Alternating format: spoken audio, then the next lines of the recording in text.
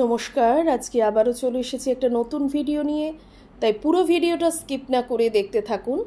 আশা করি আপনাদের ভীষণ ভীষণ ভালো লাগবে। আজকে দার্জিলিংয়ে প্রথম দিন। আমরা শিলং থেকে দার্জিলিংয়ে ফিরলাম, আর ফেরার পথে বেশ কিছু জায়গা ভিজিট করে তবেই দার্জিলিংয়ে এসেছি। এখন রুমে এসে রুম থেকে ভিউটা জাস্ট দেখুন, অসাধারণ। একদম ম্যালের কাছাকাছি এই হোটেলটা নেওয়া হয়েছিল, হোটেল কর্মজ। তো এই যে জায়গাটা দেখতে পাচ্ছেন, এটা একটা গভর্নমেন্ট প্লেস। আগে যে স্ট্রিট ফুডগুলো পাওয়া যেত ম্যাল রোডের নিচের দিকে, সেই মার্কেটটা কিন্তু এখন এই প্লেসে বসে, মানে এই গভর্নমেন্ট প্লেসটার ভেতরেই ভানু মার্কেট নামে পরিচিত। এইখানে এখন বসছে ওই খাবার দাবারগুলো, মানে যে স্ট্রিট ফুডের দোকানগুলো ছিল ম্যাল রোডের গায়ে, ওই চাউমিন, মোমো, এগুলো সমস্ত বসছে ওই ভানু মার্কেটে।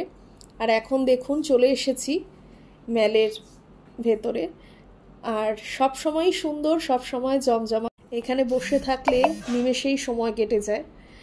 তো আমরা যেহেতু বিকেল বিকেল এসে পৌঁছেছি, রুমে এসে জাস্ট আমরা লাগেজটা রেখেই বেরিয়ে গিয়েছি ঘুরতে। তো সে কারণে এই সময়টা বেশ ফাঁকা রয়েছে, আর নবরাত্রি চলছিল বলে একটি পুজোও হচ্ছিল। তো যাই হোক, যেটা বলছিলাম, ভানু মার্কেটটা আসলে দার্জিলিংয়ে এসে সবাই তো স্ট্রিট ফুডটা খেতে পছন্দ করে, মোমো, চাউমিন, চিকেন ললিপপ বা ওই জাতীয় খাবারগুলো। তো এটা এখানে খুব ফেমাস। কিন্তু আমরা খুঁজে খুঁজে দুবার তিনবার এদিক ওদিক করলাম। এই এখন ম্যাল রোডের থেকে নিচের দিকটায় নামছি, এই রাস্তাগুলো দিয়েই ছিল এই দোকানপাটগুলো, সমস্তটা উঠিয়ে ওই গভর্নমেন্ট বিল্ডিংয়ে নিয়ে চলে গেছে। তো দুপুরবেলায় কি খাবো এটা ঠিক করতে করতেই আমরা পৌঁছে গেলাম ক্যাভেন্টার্সে। তবে সেখানে গিয়ে আমাদের পছন্দসই খাবার আমরা পাইনি বলতে, আমরা যে খাবারগুলো ওখানে পাওয়া যায় সেগুলো খেতে আমরা খুব একটা বেশি অভ্যস্ত না বা খেতে পছন্দও করি না। কিন্তু ক্যাভেন্টার্স তো খুব বেশি পরিচিত, সে কারণে ঘোরাও হয়ে গেল। মোহর এখানে বার্গার খেলো, আমরা একটু কোক খেলাম। আর এই যে ভিউটা, এই কারণেই এই জায়গাটা এত বেশি ফেমাস। এখানে সত্যজিৎ রায় শুটিং করেছিলেন, তো এই কারণে আরও বেশি ফেমাস। ওই রুফটপটাতে দাঁড়িয়ে খুব সুন্দর ভিউ দেখতে পাওয়া যায়।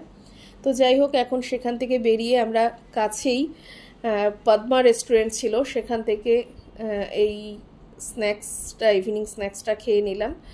আমি মোমোজ, আর ওরা ম্যাগি, চাউ, স্যুপ, এই জাতীয় খাবারগুলো খেলো। তো এরপর ঘুরতে বেরিয়ে গেছি এখন চক বাজারের দিকে, মানে দার্জিলিং ম্যাল থেকে একটু নিচের দিকে নামলেই চক বাজার। এটা হচ্ছে চক বাজার। চক বাজারটাও খুব জমজমাট। এখান থেকে চিপেস্ট মার্কেট বলা যায়, মানে অনেকেই বলে বেশ সস্তায় নাকি জিনিসপত্র পাওয়া যায়। কোথাও বেড়াতে আসলে সবারই টুকটাক বাড়ির জন্য গিফট টিফট নেওয়ার থাকে। আর এই যে ছেলেটিকে দেখালাম, ওই ছেলেটি বাঙালি, কালনায় থাকে। তো ওর সাথে কথা বলে বেশ ভালো লাগলো, বাংলায় কথা বলছে। এখানে সাধারণত নেপালিদেরই দোকানপাট বেশি রয়েছে। তো এখন ঘুরতে ঘুরতে ওই যে সামনে হোপ রয়েছে দেখতে পাচ্ছেন, ওই হোপটা কিন্তু কেন জানি না কি কারণে এত ফেমাস, কিন্তু এখানে সবাই ফটো তোলার জন্য একদম অধীর আগ্রহে দাঁড়িয়ে থাকে। কোনো সময় ওই হোপ লেখাটার কাছ থেকে আপনি ফাঁকা পাবেন না। মানে আমি নিজেও ফটো তুলেছি, তাও লাইন দিয়ে, মোহর তুলেছে সেটাও লাইন দিয়ে। তো এরপর ঘুরতে ঘুরতে ওই ম্যাল রোডে বেশ কিছুক্ষণ আমরা বসলাম। আসলে সময় হয়নি ডিনার করার। তো এখানে বেশ কিছুক্ষণ ঘোরাঘুরি করে তারপর চলে এসেছি 16 আনা বাঙালি আনায়, ওই বাঙালি রেস্টুরেন্টে। এখানে বেশ সুন্দর ভেতরটা সাজানো গোছানো। এখানেই রাতে ডিনারটা সেরে নিয়েছি, মটন কষা আর বাসন্তী পোলাও দিয়ে। তো আমার ভিডিওটি আপনাদের ভালো লাগলে পেজটিকে ফলো করবেন। আগামী দিন আরও একটি নতুন ভিডিও নিয়ে হাজির হয়ে যাব, দার্জিলিংয়ের দ্বিতীয় দিন এবং আমাদের শেষ ভিডিও পাহাড় ভ্রমণের। তো আজকের মতো এটুকুই।